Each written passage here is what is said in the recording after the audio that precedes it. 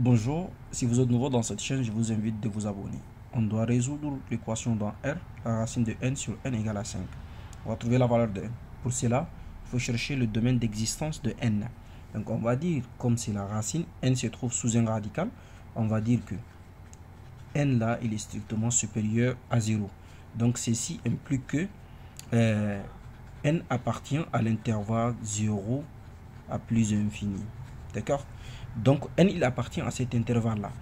Ça veut dire que n ne prend jamais la valeur 0. Il prend la valeur supérieure à 0. D'accord? Alors, on va passer à la résolution. Je vous invite de vous abonner encore si vous n'êtes pas abonné et de partager la vidéo. Alors, on va dire que la racine de n sur n est égale à 5. Alors, ici, on va essayer de donner un dénominateur à notre 5 là. Donc, on va faire le produit d'extrême égal à produit d'égalité. Donc, on va dire la racine de n fois 1. Celui-là va se multiplier avec le 1 ici. Celui-là va se multiplier avec là. Donc, ceci est égal à 5 fois n. On est d'accord? Alors, donc là, qu'est-ce qu'on aura? On aura la racine de n. Parce que racine de n fois n, c'est égal à la racine de n toujours. Est égal. Maintenant, 5 fois n, ça fait 5n. Maintenant, j'ai besoin de faire disparaître la racine, le radical qui est là. Pour ce faire, je dois élever au carré. Quand je lève au carré, je dois élever le tout au carré. Ces membres-là au carré, celui-là aussi au carré. Donc, ceci implique que j'obtiens la racine de n le tout au carré est égal à 5n le tout aussi au carré comme ça. Alors, qu'est-ce que ça veut dire? Alors, donc là, les carrés et les radicales, ils vont partir. Il va me rester que n tout court est égal. Maintenant, celui-là, puisqu'il y a 5n, ça veut dire que les 5, il est au carré. D'accord?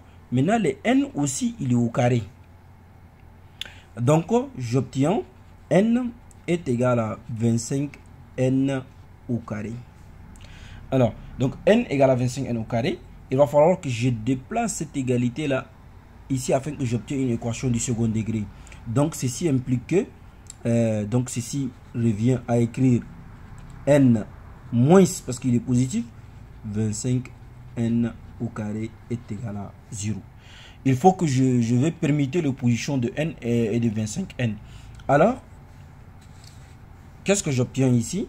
J'obtiens moins, si je permets, 25n au carré plus n est égal à 0. J'ai juste permuté les positions, sinon ça ne change rien quand même. Alors, donc là, qu'est-ce que j'obtiens? J'obtiens moins 25n au carré plus n. Donc, je vais factoriser par n. Donc, alors ici, j'obtiens n facteur de moins 25n plus 1 est égal à 0 comme ça. Alors, donc là, j'ai un produit de deux facteurs. Le premier facteur, ça fait 1 et le second facteur, tout ce qui se trouve dans la parenthèse. Alors, donc qu'est-ce que je dois faire? Je dois dire que n égale à 0 ou moins 25n plus 1 est égal à 0.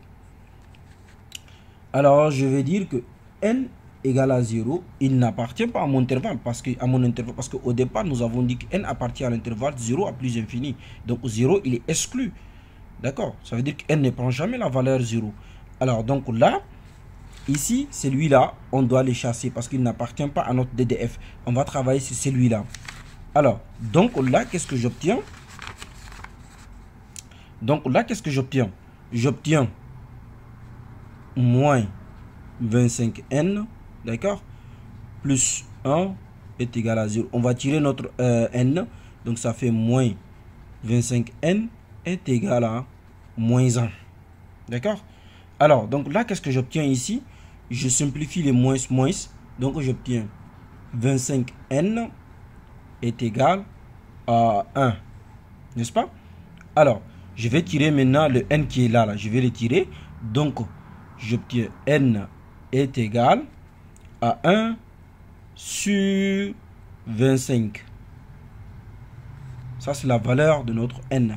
Et donc, mon S de solution, c'est 1 sur 25 qui est l'ensemble des solutions. Et donc, on a trouvé la valeur de n. Voilà, mesdames et messieurs, d'une façon très simple et simplifiée. Nous sommes arrivés à la fin de nos calculs. Si vous avez apprécié les calculs, je vous invite de vous abonner, de partager et de liker la vidéo.